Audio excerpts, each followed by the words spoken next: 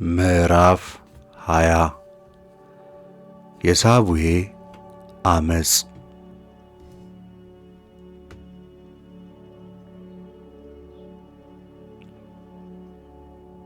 በዚያም አንድ ቢንያማዊ የቢኮር ልጅ ስሙ ሳቡሄ የሚባል የዓመፅ ልጅ የሆነ ሰው ነበረ።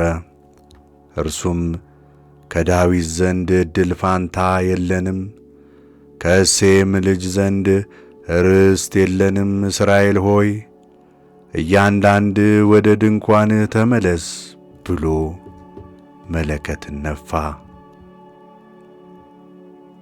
የእስራኤል ሰዎች ሁሉ ከዳዊት ተለይተው የቢኮሪ ልጅ ሳቡሄን ተከትለው ሄዱ። የይሁዳ ሰዎች ግን ከዮርዳኖስ ጀምረው ኢየሩሳሌም እስኪደርስ ንጉሣቸውን ተከተሉ። ዳዊትም ወደ ኢየሩሳሌም ወደ ቤቱ መጣ። ንጉሡም ቤቱን ሊጠብቁ የተዋቸውን 10ን ቁባቶች ወስዶ ለጠባቂው ሰጣቸው፣ ቀለብም ሰጣቸው። ነገር ግን ወደ እነርሱ አልገባም። በቤትም ተዘግተው እስኪሞቱ ድረስ መበለቶች ሆነው ተቀመጡ። ንጉሡም አሜሳይን የይሁዳን ሰዎች ሁሉ በ3 ቀን ውስጥ ጥራልኝ፣ አንተም አብረህ በዚህ ሁን አለው። አሜሳይም የይሁዳን ሰዎች ሁሉ ይጠራ ዘንድ ሄደ።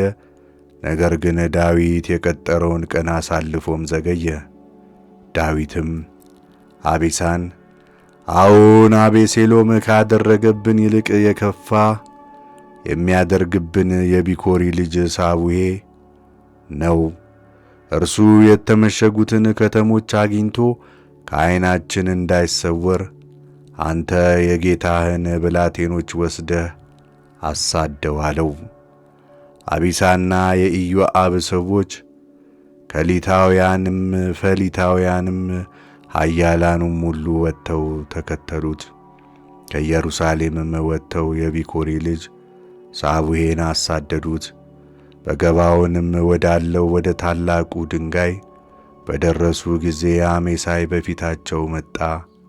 ኢዮአብም የሰልፍ ልብስ ለብሶ ነበር፣ በላዩም መታጠቂያ ነበረ። በወገቡም ላይ ሰገባ ያለው ሰይፍ ታጥቆ ነበር። እርሱም ሲራመድ ሰይፉ ወደቀ። ኢዮአብም አሜሳይን ወንድሜ ሆይ ደህና ነህን? አለው። ኢዮአብም አሜሳይን የሚስም መስሎ በቀኝ እጁ ጢሙን ያዘው። አሜሳይም ግን በኢዮአብ እጅ ከነበረው ሰይፍ አልተጠነቀቀምም ነበር። ኢዮአብም ሆዱን ወጋው፣ አንጀቱንም በምድር ላይ ዘረገፈው።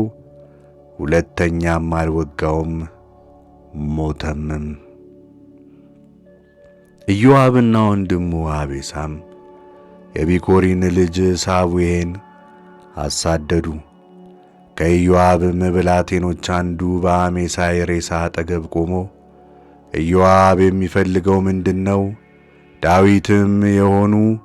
የዳዊትም የሆኑ ኢዮአብን የሚከተሉ እነማን ናቸው? አለ። አሜሳይም በደም ተነክሮ በመንገድ መካከል ወድቆ ነበር። ያም ሰው ወደ እርሱ የሚመጣ ሁሉ ሲቆም አይቶአልና ሕዝቡ ሁሉ እንደ ቆመ ባየ ጊዜ አሜሳይን ከመንገድ ላይ ወደ እርሻ ውስጥ ፈቀቅ አደረገው፣ በልብስም ከደነው።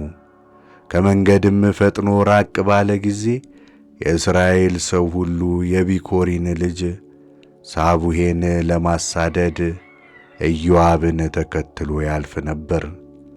እርሱ ግን ከእስራኤል ነገድ ሁሉ ወደ አቤል ወደ ቤተ መካም ሁሉ አለፈ።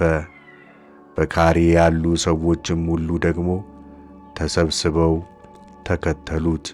በቤተ ማካ እና በአቤልም መጥተው ከበቡት።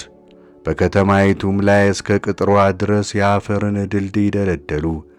እነርሱም ከአጥሩ ቀጥሎ ቆሙ። ቅጥሩም ያፈርሱት ዘንድ ከኢዮአብ ጋር የነበሩ ሕዝብ ሁሉ ተስማሙ። ከቅጥሩም አንዲት ብልሃተኛ ሴት ስሙ ስሙ፣ ኢዮአብንም እነግር ዘንድ ወደዚህ ቅረብ በሉት ስትል ጮኸች። ወደ እርሷም ቀረበ። ሴቲቱም ኢዮአብ አንተ ነህን? አለችው። እርሱም እኔ ነኝ ብሎ መለሰላት። እርሷም የባሪያህን ቃል ስማ አለችው። ኢዮአብም እሰማለሁ አላት። እርሷም እንዲህ አለች፣ የቀደሙ ሰዎች በእስራኤል ዘንድ አማኞች በሚያስቡት ነገር ተሳስተው እንደሆነ በአቤልና በዳን በእውነት ይጠይቁ ይባል ነበር። በእርግጥም በዚህ ዓይነት ነገር ከተሳሳቱ በአቤል ይጠይቁ ነበር። በእስራኤል ኃያላን ዘንድ ሰላምን ከሚወዱት አንዷ ነኝ።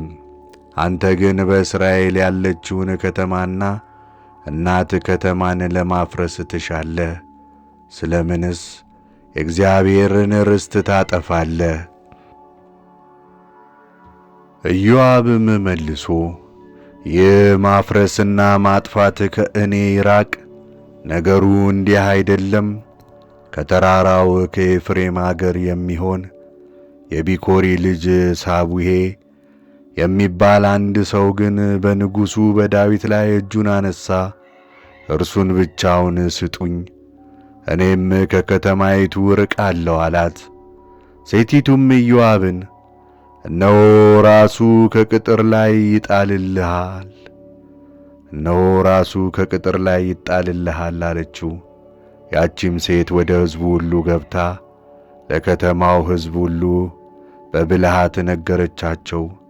የቢኮሪን ልጅ የሳቡሄን ራስ ቆርጠው ሰጧት፣ ወደ ኢዮአብም ጣለችው። ኢዮአብም መለከቱን ነፋ፣ ሰውም ሁሉ ከከተማይቱ ርቆ እያንዳንዱ ወደ ድንኳኑ ሄደ። ኢዮአብም ወደ ንጉሡ ወደ ኢየሩሳሌም ተመለሰ። ኢዮአብም በእስራኤል ሰራዊት ሁሉ ላይ አለቃ ነበረ። የዮዳይም ልጅ በናያስ በከሊታውያንና በፈሊታውያን ላይ አለቃ ነበረ። አዶኒራምም ግብር አስገባሪ ነበረ።